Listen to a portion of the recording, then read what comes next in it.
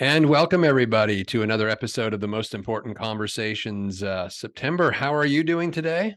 Fantastic. Super excited about today's conversation. Absolutely. Well, we have joining us the wonderful Tracy Hazzard. She's CEO of Podetize. I believe, to get this right, Tracy, Podetize is the largest podcast production company. Is that what it is technically? Yeah, technically we're the largest production company, but when you think of production, we're talking about like post-production, like everything you do after you hit record, right? So it's technically that. But yeah, the next largest is iHeart, and they only have about 350 shows, and we have well over 1,000. Wow, that's incredible. Well, we're excited to chat with you today, and it aligns with the brand of the Most Important Conversations and our commitment to foster and facilitate the most important conversations that humanity needs to be having right now. And podcasting as a platform is really all about facilitating them. Some conversations aren't that important, but they're there. And the most important ones are probably buried in there. There's so many podcasts these days. There's so many people who are seeing podcasting as a way to get their voice out into the world and to start to have an impact. So I want to talk today a little bit about podcasting inside of a bigger conversation called free speech, and the trajectory that we are headed on right now in terms of where free speech is at. Obviously, free speech is not something that is common in every country around the world. It is definitely something that's important in call them the Western democracies. It's a sort of a tenet and a hallmark of those societies, but it's also something that is desperately sought out. And so I also want to explore a little bit today, what about people around the world who aren't in a Western democracy, and they want to get their voice out? Is podcasting an option for them, or are they really restricted? So we can dabble into that a little bit, but let's just talk about this for a second. I remember back when podcasting first started, I think it would have been somewhere in the 2009s, 8, 9, somewhere in there, very, very early stage podcasting, and it has changed a lot over the years. There's some people in there we consider to be like OG podcasters who are like 2005, 2006. They kind of started out in conjunction with the iPod. Remember those? Yeah. And so they started out with that, but you would have to go and you'd have to download their RSS feed and add it to your device. And so it was a lot more difficult. And so it wasn't really until you're about right, about 2008 or so was when we started to see like much more mainstream, what we consider to be podcasts today. Yeah. It was when the Apple iPhone really came out that it started to really well, I won't say it caught on, but people started to go, oh, this is a viable medium. This is a viable platform. Right? Yeah, what's this exactly. little app for? Oh, what's a podcast? Right? Yeah. Exactly. So. Yeah. And would you say that we're still in the early days of podcasting, though, even though that was, 15 years ago now? I mean, is it early in the sense of the growth cycle? Yeah, people ask me that all the time. And we're really in what I would say the trough of disillusionment, if you want to follow the tech curves of everything that's going on. And that because we have such a high, what we call it pod fade rate in the industry. You start a podcast and you get really excited about it. You record about 10 or 11 episodes. This is the known number. You record about 10 or 11 episodes and then you go, wow, that was a lot harder than I thought it was. And then you're like, yeah, it's a little busy. And you don't record the next one or the next one. You say, okay, I'll catch up in 2 weeks. And you just don't. And so you pod fade and you didn't tell your audience you were done. And it happens somewhere between about 11 and 23 episodes is the most common breaking points. And 56% of all the 3 million plus podcasts out there never make it beyond 25 episodes. Wow. So that is a huge portion of the market that tries it, but doesn't make it. So if you really want to look at the people that are in that active world, really working on their podcasts, producing hundreds of episodes, and kind of going on beyond that, it's actually a really small pond. And you can do really well to get your voice heard. But it seems like you're in this really giant community of 3 million shows that are just aged and out there. So there's 3 million roughly. That's what There's we're talking 3 million about. Individual shows, not episodes, shows themselves, right? Yeah. And then in episodes, There's somewhere around 50 million. That's the kind of rough estimate right now. And my numbers say it's slightly higher than that, but the industry generally talks about them being about 50 million. So in terms of media, then this is still very early days. I mean, if you consider, I can't remember the number now, but it's something like every hour there's so many billion videos posted on YouTube. Yeah, see, that's not the case. Every month there's only about 20,000 new podcasts that launch. Wow. So that's Okay. not, and 56% of them will quit quickly. Right. So you're really talking about not that many that are launching every month. And that's still underserved. But the thing that catches my eye about it is that it's not that costly to start a podcast. In fact, it's less costly than it is to have a camera and do video and have to think about the creative process. It's easier, and yet it's still less people doing it. Yeah. Yeah. Well, I think a lot of people think they want to do a podcast because, they're like an armchair psychologist or armchair philosopher or armchair political scientist or whatever, and listen, there's one thing that every single person on planet Earth has: an opinion. And unfortunately, very few of them are actually informed. Right. So, I mean, anyone can have an opinion. And so a lot of people with opinions think, oh, I should have my own show. I should have my own podcast. And so I think they start it. But to your point, the logistics of it, they quickly realize that their opinions probably don't even run that deep. And they're not like, they start to That's the run out of things problem. to talk about. Yeah, that's really the problem. So the shows that we see that really have a more longevity tend to be conversation shows, interview shows, ones where I Yeah. can have a conversation with other people, because I cannot run on my own steam all the time with that. Now, the exception to that are people who have communities where there's a lot of questions. There's a lot of service that you can provide to those communities. You could definitely run on that. So, my partner, my husband, and I, we run our company together, but we also run a coaching call every single week. And we turn that coaching call into a podcast. But we're doing it in service of our audience. So, yes, it's our view of what's going on, but Right. it's answering deep questions that they have and concerns that they have and current issues that they have. That is still running in a dialogue. You're just only hearing the one side of it. Hmm. Has there been any research on the impact of, and if not, there should be, on the impact of podcasting, and now bring it into this conversation we wanted to have today about freedom of speech, free speech, right? I mean, this is a platform. Podcasting is a platform where you really can develop your own tribe. To use Seth Godin's concept of tribes, and around your message, around your voice. I mean, it seems to me that anyone can just whip out a tweet, or I don't know, is it called an X now, or is it still a tweet? I don't even know how to refer to it, I think it's still a but tweet. anyone can just whip that out, and just say, oh, this is what I think. But to do a podcast, requires a lot more thought and planning and that kind of stuff. What's your view on it, Tracy, in terms of the role that podcasting has in terms of freedom of speech and free speech? So I think that because it's not a push media, meaning that there is no algorithm on any of the apps, that listening apps, the places where you would choose to listen. There is no push in there. Spotify is a slight example because they do give you their preferred, they give you their shows, they put them at the top, but you still have to select them. It's not like Instagram where it's pushing it into your feed, or X where it's giving you all of what other people are saying. You do not have stuff pushed at you in podcasting. So you're choosing to listen. Hmm. So there is a lot less censorship and other things going on there.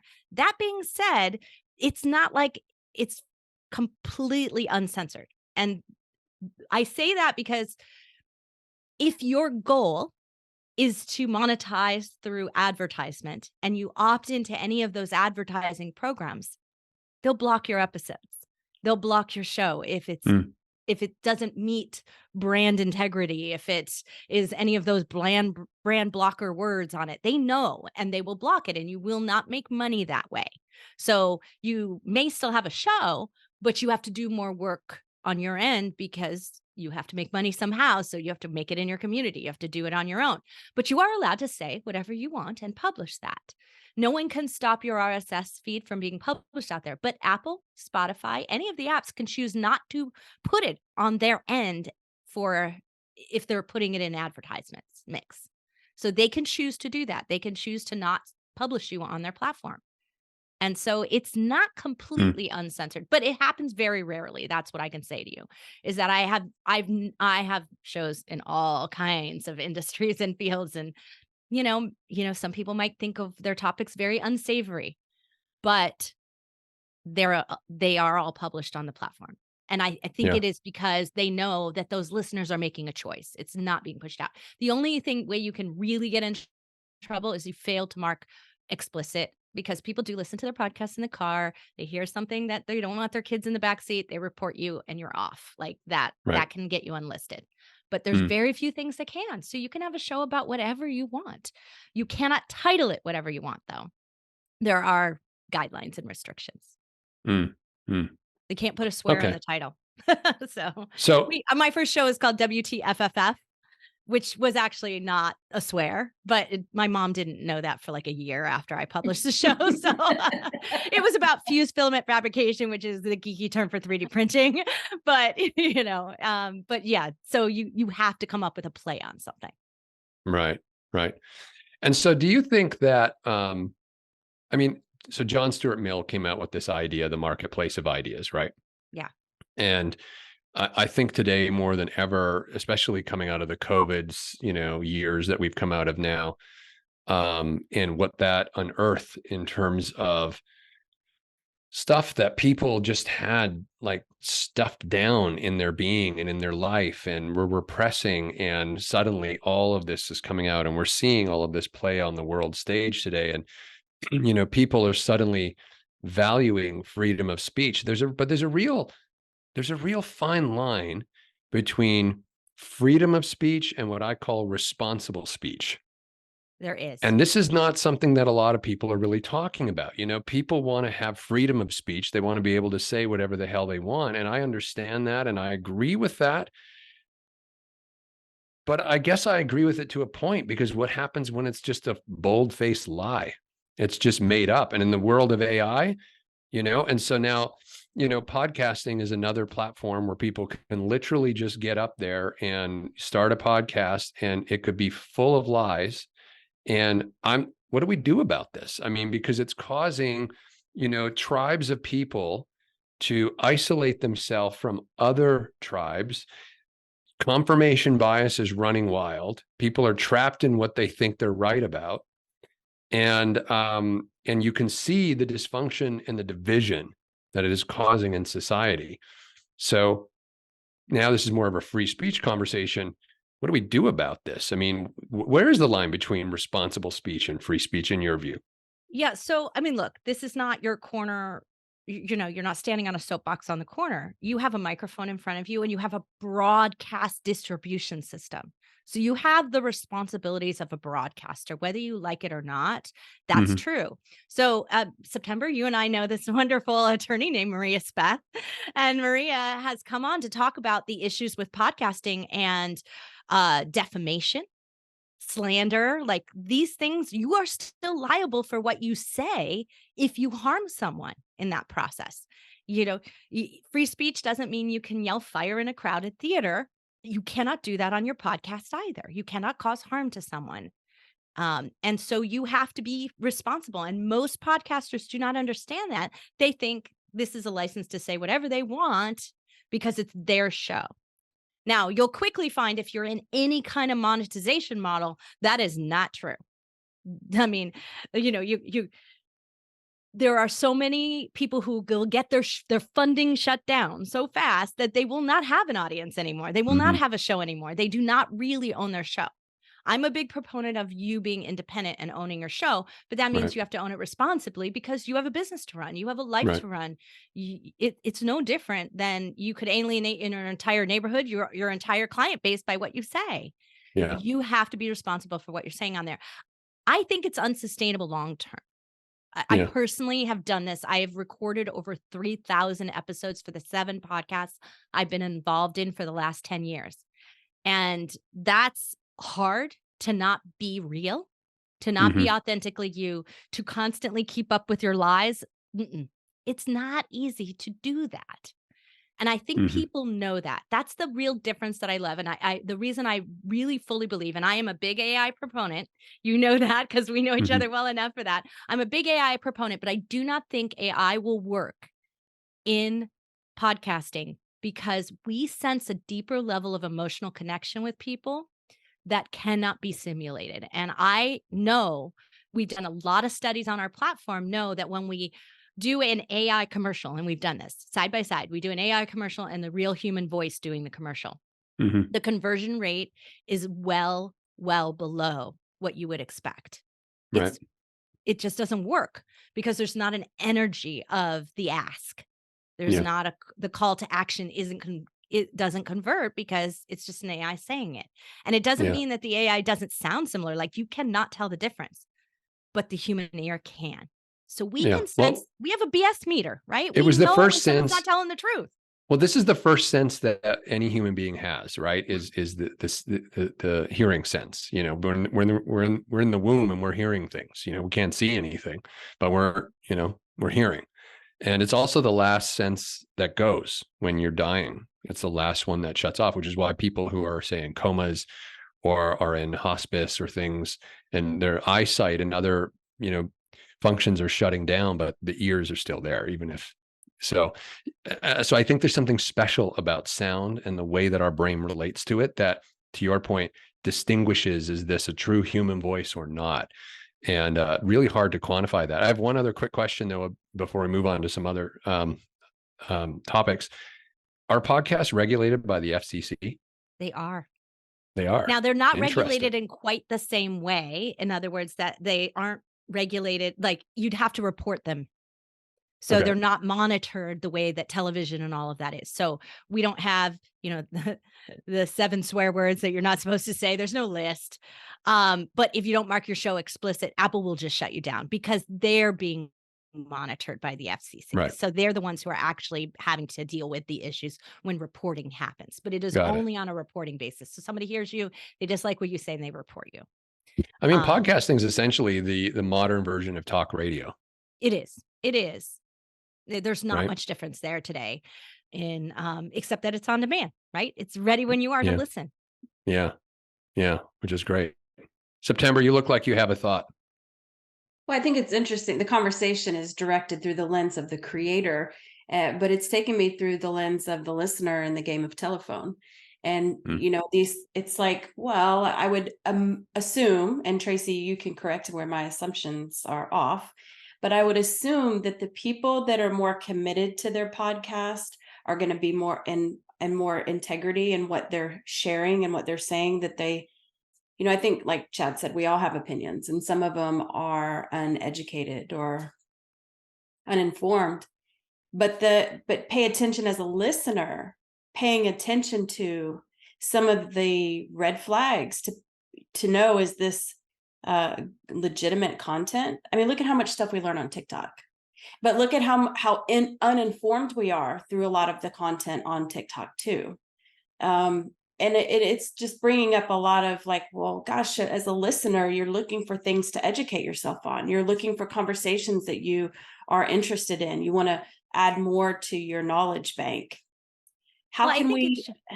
in general, I think listeners are, if you're not in conscious consideration of how to ask questions that your listener wants to hear, how to get guests that your listener wants to hear, or talk about topics that your listener wants to hear, you don't have a sustainable show. So it's nothing without the other side of it, right? I'm just me speaking on a mic with no one listening. That's just out into the void. That's not the purpose of it. You want to have this dance that goes back and forth between you and the listener. Now, a lot of podcast listeners don't communicate with their hosts. So it's not an immediate gratification model like TikTok is. So you don't have that immediate. And that's where podcasters early on fail, right? Because podcast listeners know how many podcasters quit. They know it because they're sifting through all these shows all the time. Yes. And they're like, I really like this show. And then Yeah, nothing. and then nothing. Right? Yeah, it's so And they get disappointing. Right. So disappointing. Right. I don't watch any TV show till it hits at least 3 seasons Yes. it's a waste of my time, right? I'm going to 100%, binge on yes. it, right? So I have a show called The Binge Factor, and I specialize in binge listening and a show, what its it factor is, what its binge factor is, right? Like that's what I'm looking for. And for a show to be truly bingeable and worth the listener's time, they will not give it credence until it has over 25 episodes because they've been burned so much. So, but once you hit over 25 episodes, it's like a magic. I can't tell you how many coaching clients I've said to this. It's like, when you hit over 25 episodes, I guarantee you your audience is going to reach out. Your show is great. There's something good here.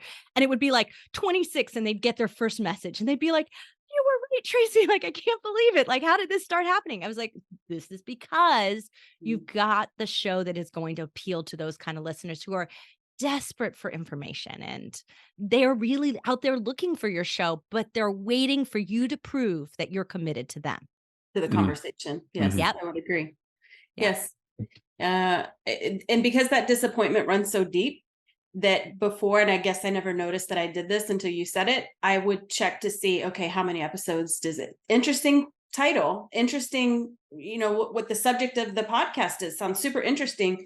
Let me see how many episodes they have. Because if there's only 3, there's not a complete conversation there. It's never going to be a complete conversation. It's like a little dip your toe in the water, right? They didn't do it. But it is the title. See, this is the one thing that most people don't realize. And a lot of the shows out there are the me show, the Tracy show, the Chad show, the September show, right? Like you name it after yourself. This is actually a whole branding group out there coaching people to do this.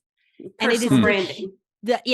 And it's the biggest mistake in podcasting ever, because no listener wants to choose the Tracy show unless they absolutely know me. So if my role of doing this was to get new listeners, to expand my audience to new people, I have to work 10 times harder to get you to know who I am. However, if my show's called The Binge Factor, and you're like, that's a cool concept, I'd like to read some more about that. And I read some more about that. And the first couple of sentences are all about me, the listener, and telling me what I'm going to get by listening to this show, and not about the host. It's not a vanity piece. Yeah. It has a listener focus. And that's the biggest mistake we see. Well, I can actually tell from the way a show is set up whether or not they'll make it past 25 episodes. And the title, the description that they put in are the 2 biggest indicators that they will fail before they've ever even started. Interesting. What about, okay, there's a lot of different podcasts, 3 million of them, like you were saying.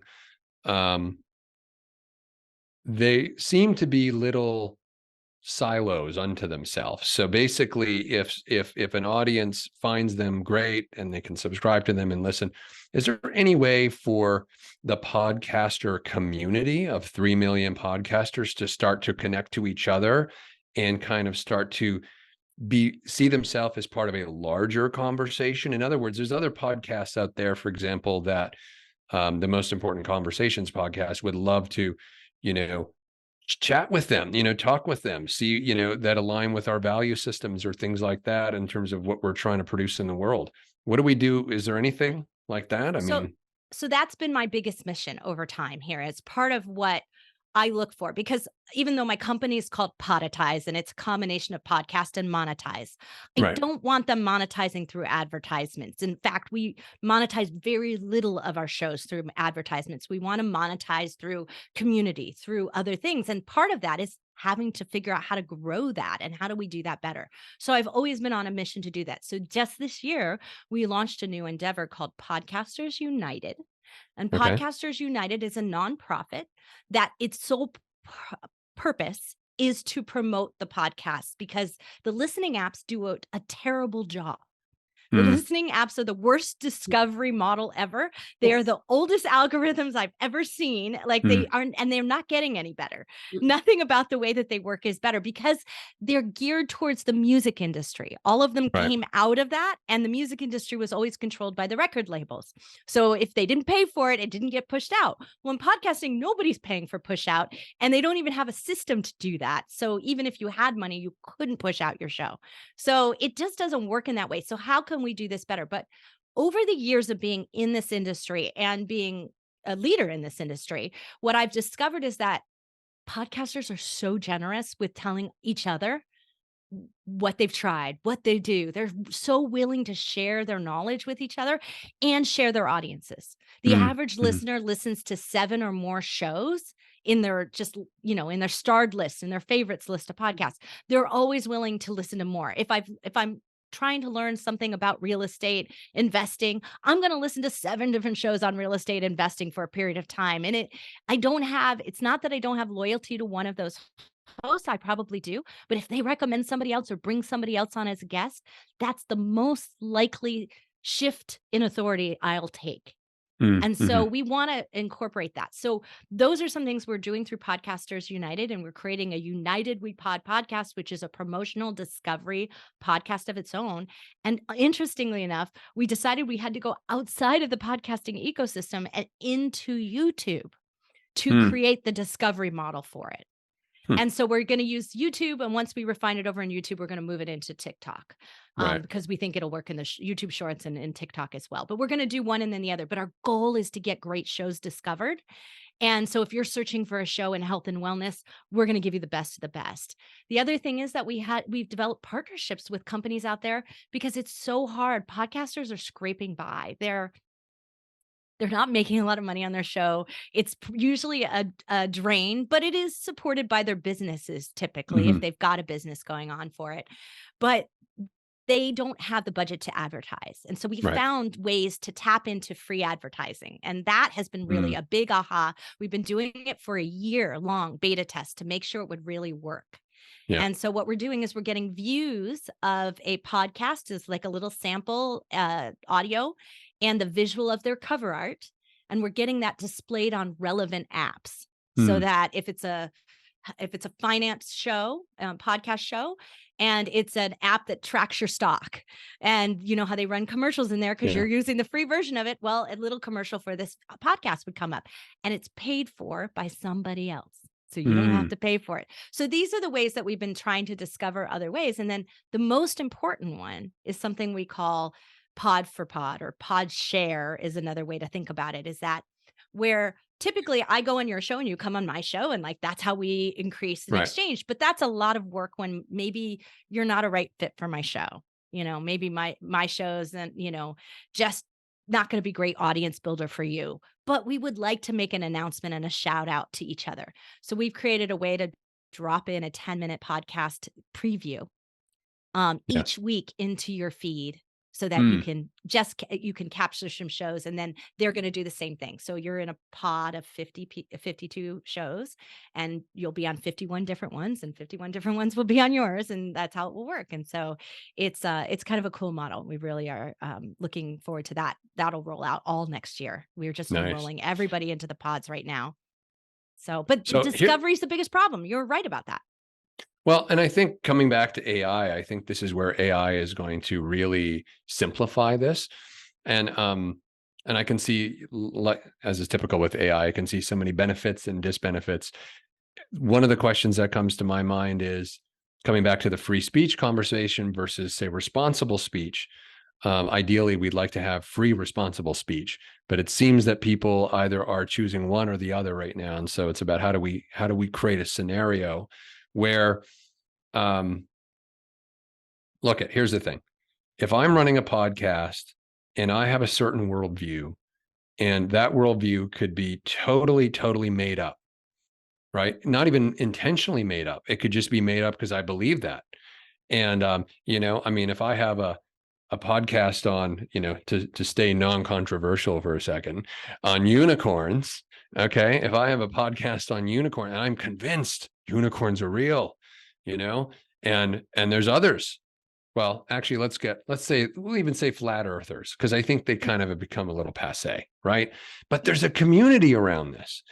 And now that seems fairly benign. It's like if you believe the earth is flat or you believe in unicorns, so what really, But there's other topics out there in the world right now that are dealing with literally with life and death, war and peace, social justice issues.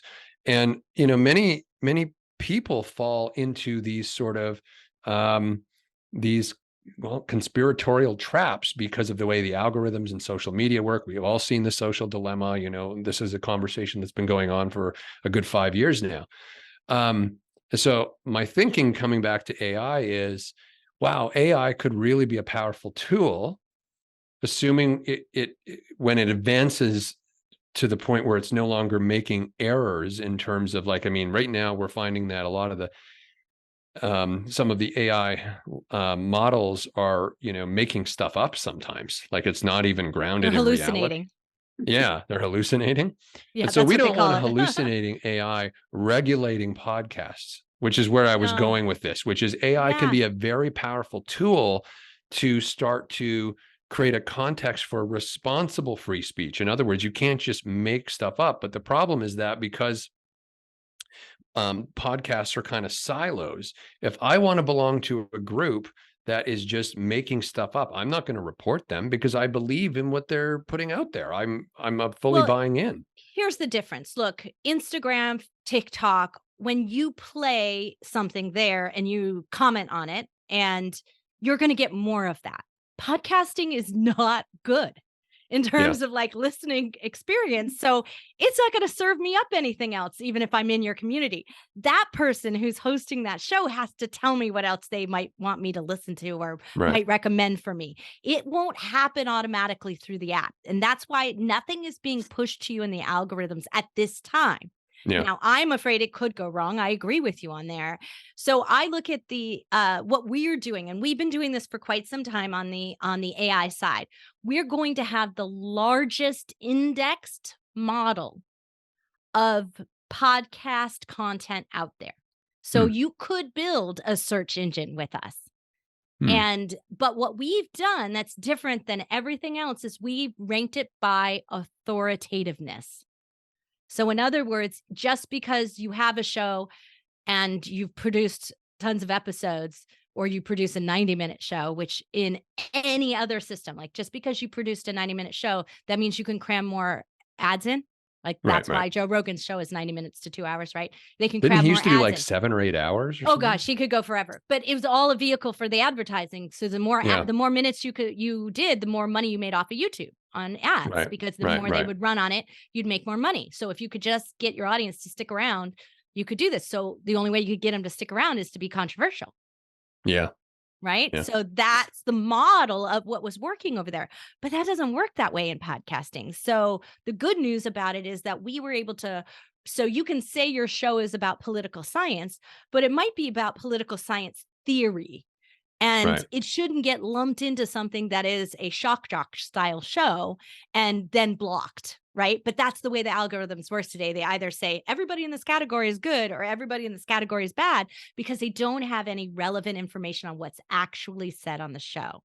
And so that's what we've done is we've given it an authority based on our own internal ranking system, which is that same system where I can tell whether or not a show will succeed. We built an algorithm off of that, and we're continually refining it with more and more data that, so if you record more shows, you get more relevant content in there, your topic basis are starting to broaden, and you're not just talking about AI, you're talking about, quantum computing, or you're adding all these things, you're deepening the depth of your knowledge base, your authority is actually going up as well. So now we're talking about where we're getting granular with our AI on a topic and content basis, having nothing to do with the power of the celebrity involved in it. So where can I get the best bit of information that is going to give me the best answers? And where do other people think that that's valuable at the end of the day, right? So now I'm going to get the answers that way. And some of it might be old. Like we still today, that 3D print podcast, we did 650 episodes and I still get emailed all the time. And we probably have about 10,000 new listeners every single month to that show, even though we haven't recorded a brand new episode since 2020. Wow. And that's because it still is some of the best information on what's out there. There's also a lot of outdated information. And I try to keep up with it and say that this is no longer this platform no longer exists. This 3D printer no longer exists. Try to subtitle them so people know that, but it's hard to keep up. Who is championing in the podcast world? And this is just more sort of, I'm just thinking about it as a powerful tool for social change, transformational change. Who's sort of driving in the world from a tech standpoint to create what am I trying to say? If you think of all these podcasts, and in the center, if there was a software solution that I just listen to a podcast instead of going to, say, a Facebook or a Threads or an X, where I'm dealing with people who are literally, listen, anyone who's on social media and spends a lot of time on it, whether you believe it or not, they have fundamentally changed their brain in the sense that they're looking for the next hit. It's an addiction thing. So it's like they're just scrolling the feed as fast as possible. So you've got this 8-second attention span thing. Podcasts aren't 8 seconds. You have to have a longer attention span to engage with it. There's a more meaningful conversation to be had.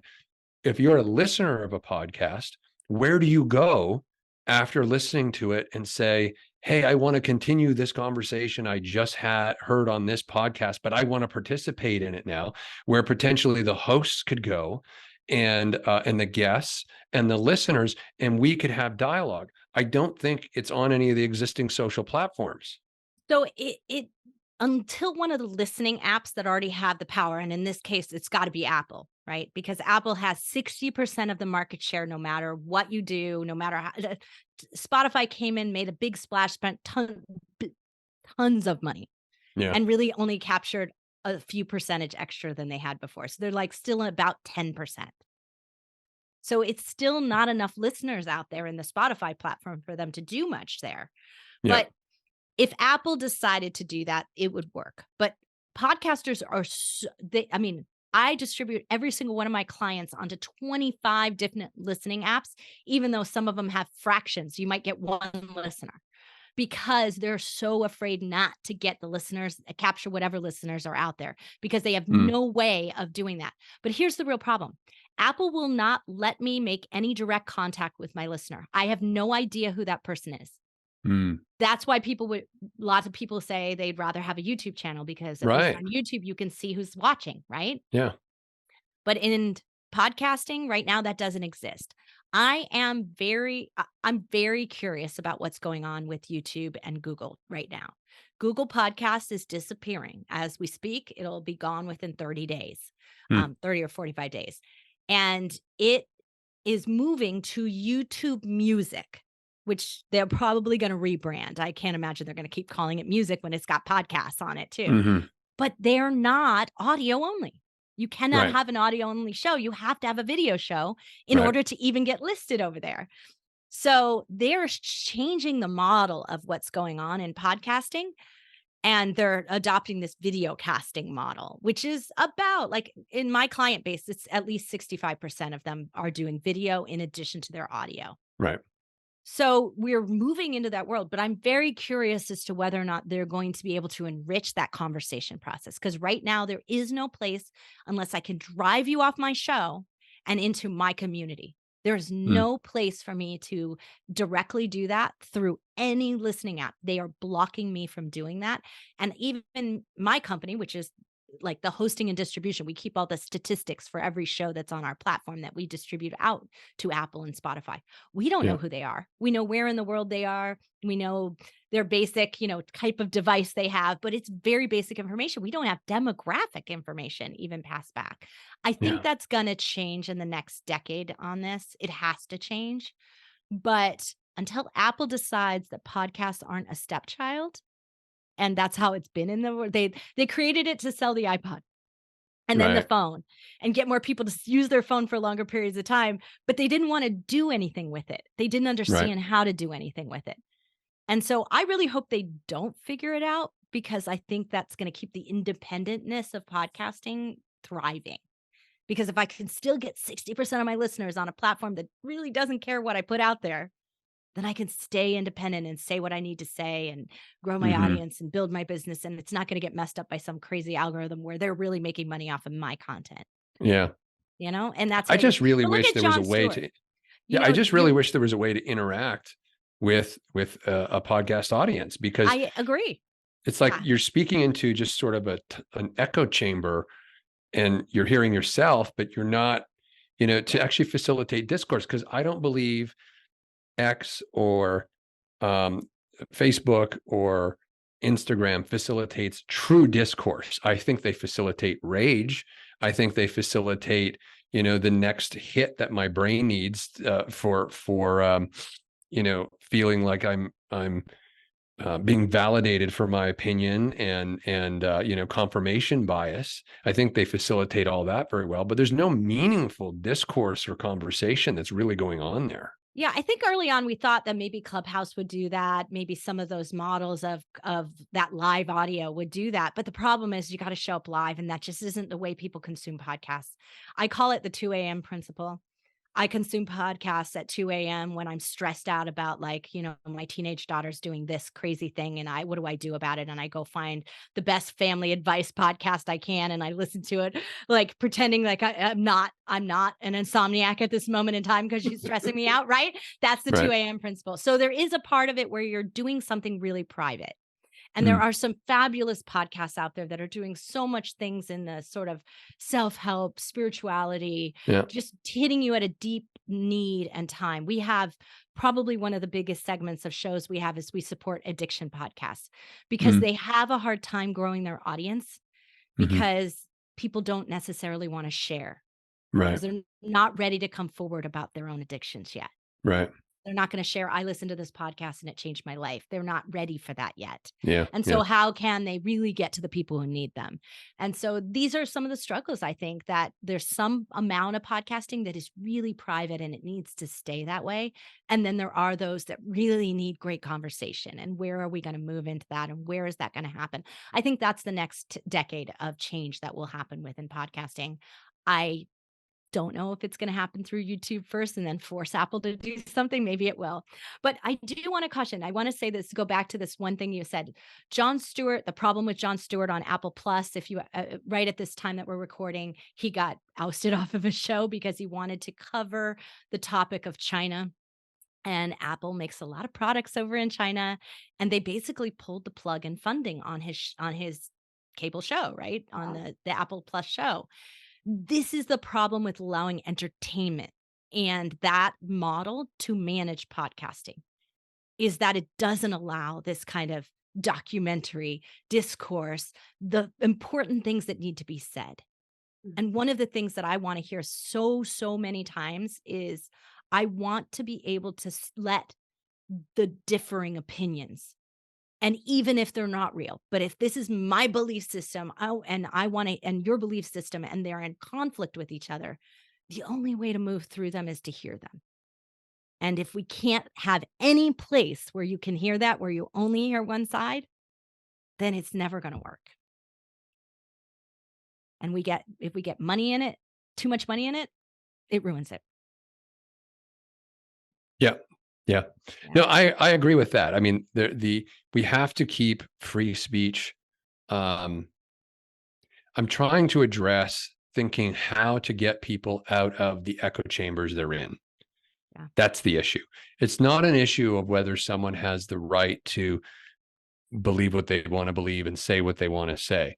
It's the fact that if I, because of the algorithms, find myself listening to that, and it confirms some confirmation bias, I get some hit, then there's no place where I'm encouraged to go to have my view challenged. See, so your point of we want to have people have free speech so that we can actually, have that dialogue, have that conversation, and work through it. Where's the working through? If I'm just listening in a silo, there is no working through. There is no working through. That is absolutely it. So I like to encourage my hosts to think of the working through part as their guests, because that's really the most important part that I can influence in getting them to have a much more open model. So I teach them to look for guests in a different model than anyone else does. I don't want the biggest loudmouth in my industry to be the only guest on my show. Sure. And so I try to get them to look at it from an algorithmic standpoint of growth, because it can help your growth of your show. But if by doing that, I'm kind of guiding them into this idea that diversity of thought is important. Right. Without like going outright and saying, this is my mission to accomplish this with you. I'm showing you how tactically it is in your advantage to do that. Yeah. And then they find great discourse because of that. And it does expand their show. And when they realize that, then they get that hit of, oh, I should do more of this. And Right, so right. that's Yeah. my way as a coach to try to push that and make that happen. But it is also that it's built into the algorithm that I was talking to you about before of authority, is Yeah. that diversity and topic is also extremely important. Just because you're deep in a niche of 3D printing doesn't mean Yeah. you're not talking about filament and printers and software. And like, there has to be an expansion of topic. If you only talk about one thing, then it's not worth listening to multiple episodes. Yeah. Well, you Right? know what? When we were, coming up with the name that became the most important conversations, what I thought was so interesting about that is it can mean anything to anyone. It's kind of like that, the Make America Great Again. That's one of the, first of all, it wasn't original to Trump. I don't know if people know that, right? But Ronald Reagan said it, and I think another president, I don't know if it was Wilson or something like that, said it way back when. So it's been kind of an old thing, but it's still a brilliant concept because as far as a marketing slogan goes, everyone will agree, yes. Well, what does that mean to you? Something totally opposite and different than what it means to me. And that's the point of what I was saying So before about having the me show, right? That only says one yeah, side and one thing. But that's when you right. have an open topic like that, yours is one of my favorite names. And it's one that I reiterate to people. There's another one called Really Know Your Customer. Love the concept of it. Doesn't that make you want to think about, oh, do I might think I know my customer, but do I really know my customer? So it invites you in to think about those things. And that's really a great title name. And it does appeal to the majority of podcast listeners. Yeah. And what we do know in kind of reviewing these, they're investing their time heavily into listening. Yeah. And if they're investing their time, this is not some dopamine hit. This is not some passing fancy. They have to really be getting value for them to come back again and again. Yeah. Well, I can say, September, that our goal is absolutely to have guests on that challenge, different worldviews and different thinking, because the whole point is to have the most important conversation. I like, Tracy, the way that you mentioned it, where, let's have those marketplace of idea conversations as part of the format of how the show's actually set up. It shouldn't just be people who agree with us, because if we're going to lead the way to have the most important conversations humanity needs to be having, they have to be tough ones. They have to be ones where we're wrestling over topics, and we may not agree, but we can show. And I think this is one of the key things of our, in terms of our objective. What does civil discourse look like today? Because I think it's gotten lost. I think that we can be a demonstration of what civil discourse can look like, and that we don't always have to agree, but we can cohabitate and live side by side and be neighbors and constitute a society. And this has gotten lost in social media. Yeah. And it gets lost in short form, right? Like that's short something we form. have to remember. Yeah. Short form content is part of that problem. It's not just the algorithms there. It's the combination of both, because you cannot sustain an argument. You cannot sustain the thought for a long period of time, but I can drop a little thought bomb on you anytime, right? And a little TikTok bomb there. Yeah. Yeah. It's idea warfare. Yeah. That's what we've kind of got going on right now, So we need peace talks. We need peace talks. Yeah. Well, maybe podcasting will lead the way somewhere along the way. I don't know, but I'm encouraged, because when I hear the newest show that came on my platform, or I listened to a show that I thought, oh, this is like, we have a show about guns on our platform. And I was like, but you know what? I listened to the show and I thought, that is a responsible host. Good for him. And you know what? I'm not going to block that on my platform. Why would I make that choice? That's not who I'm about. And I'm happy that my goal is to really look at that active podcaster and figure out how to help them in any way I can, because only 9% of all those 3 million shows out there are actively posting week over week. 9%. Wow. Okay. That's so small, right? Yeah. So if I'm So we're talking tuning about in, 300,000 out of 3 million 300,000. roughly. Yeah. Yeah. And that says to me that there is some really passionate people working really hard there. Yeah. Yeah. Well, that's exciting. September, any final thoughts or comments before we wrap up this episode? My brain automatically goes to create community around your conversation. And it's such an easy thing to do. I mean, it takes a team. There's not a lot of moving parts to creating a community. And I think that it would be an additional revenue stream for somebody who wanted to consider that. I know that there are times when I listen to podcasts that I will go and look for social channels of them as well, because I want to see what other conversations are taking place there. And but I think it would be really cool if somebody could create some sort of tool that we could use that allows it to be an intuitive community built around the conversation of your podcast. So I'm a bigger fan, September, of actually making it a part of your recording strategy. And this is something that I do teach a lot of my clients. And I come up with this model for them because it's right fit for them.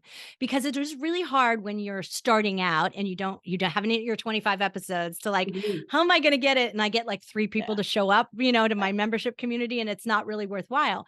So, but if you can get them to like tune in and record with you. So, and be They're a there part as a of it. part of that early Yes. part of it, Yeah. that is a different engagement level. So Like now that. they're a part of the formation of the conversation. Mhm. And for some of us, like we feed better off the audience. Like I can do a solo show, but I don't love it. I don't love to just talk into the microphone and the Yes. camera myself, right? I want to have a conversation with someone. So I have a co-host. So at least even when we're doing solo shows, it's the two of us, right? I'm Right. not alone, but I feed off the energy of another person and making it a conversation instead of a one-way. So that could be important for you, but building that in from the beginning, making it free until your show's really taken off, and then Mhm. inviting people into that in the future. I've seen a lot of really great models that do that very well, because when you've given them 25 episodes or more, you've earned the right to make an ask for them Mhm. to participate with you later. But Right. before that, you just haven't yet. Smart. Yeah. Yeah. Well, this has been fantastic. Thank you so much, Tracy, for taking the time to educate us on the direction of podcasts, where they're going, their relationship to free speech. And I think what you've highlighted kind of proves one of the things that we were saying at the very beginning. I think it's still the early days, the infancy of podcasting, because to your point, if it's only in the next 10 years, we're going to figure out how to start making some changes so there's more engagement and there's opportunities for cross conversation and communities that can be built around podcasts. Maybe it's a new social media platform or an extension of one that already exists. Maybe it's going to be Google or YouTube, not sure. Or maybe it's mine. Because I'm Yeah. working on that. Are you right? working on it? I'm working on that. Yeah. Okay, well, maybe it's Podetize then. Someone's got to do it, because to your point, short form, I don't even call it dialogue. It's like yelling at each other. I mean, there's just nothing to it, but I think that the podcasting world is so rich, because to your point, if 300,000 hosts, 300,000 shows are putting in the time and the effort to regularly facilitate a dialogue and a conversation around whatever their topic is, there should be a way for that audience to be known and to participate in that.